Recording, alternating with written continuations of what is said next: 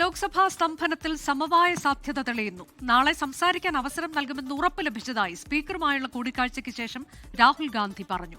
Lok Sabha speaker Om ബിർളയ്ക്കെതിരെ പ്രതിപക്ഷം കടുത്ത നീക്കങ്ങൾ ആരംഭിച്ചതിന് പിന്നാലെയാണ് സമവായ നീക്കം. പ്രതിപക്ഷ ബഹളത്തിൽ തുടർച്ചയായി 6ാം ദിവസവും ലോക്സഭാ നടപടികൾ തടസ്സപ്പെട്ടു. ഇന്ത്യ US വ്യാപാര കരാർ സംബന്ധിച്ച് സംസാരിക്കാൻ രാഹുൽ ഗാന്ധിക്ക് അവസരം നൽകണമെന്ന പ്രതിപക്ഷ ആവശ്യത്തിൽ ലോക്സഭ ഇന്നും തടസ്സപ്പെട്ടു. ബജറ്റിന്മേലുള്ള പൊതുചർച്ചയ്ക്ക് ശശി തരൂർ MPയെ ക്ഷണിച്ചെങ്കിലും പ്രതിപക്ഷ നേതാവ് ആവശ്യപ്പെടുമ്പോൾ സംസാരിക്കാൻ അവസരം നൽകുന്നതാണ് കീഴ്വഴക്കമെന്ന് തരൂർ അറിയിച്ചു. എന്നാൽ ഭരണപക്ഷവും ചെയറും വഴങ്ങാൻ തയ്യാറായില്ല. ഇതോടെ സഭ നാളത്തേക്ക് പിരിഞ്ഞു. തുടർന്ന് പ്രതിപക്ഷ നേതാക്കൾ സ്പീക്കറുമായി കൂടിക്കാഴ്ച നടത്തി.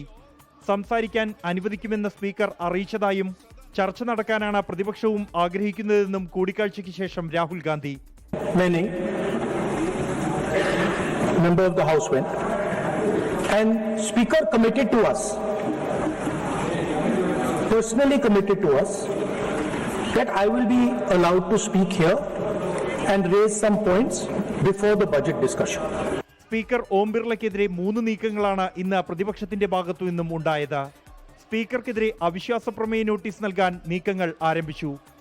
കോൺഗ്രസ് അംഗം R. സുധ വനിതാ അംഗങ്ങൾക്കെതിരായ സ്പീക്കറുടെ പരാമർശം സഭാരേഖകളിൽ നിന്നും നീക്കണമെന്നാവശ്യപ്പെട്ട് അവകാശ ലംഘനത്തിന് നോട്ടീസ് നൽകി.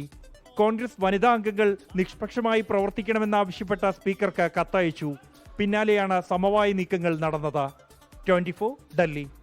ലോകത്തെവിടെയായാലും ഏത് സമയത്തും 24 വാർത്തകളും ഓഗ്മെന്റഡ് റിയാലിറ്റി പാക്കേജുകളും എക്സ്പ്ലെയിനറുകളും വിശദമായി കാണാൻ ഞങ്ങളുടെ യൂട്യൂബ് ചാനൽ നിങ്ങൾക്ക് സബ്സ്ക്രൈബ് ചെയ്യാം.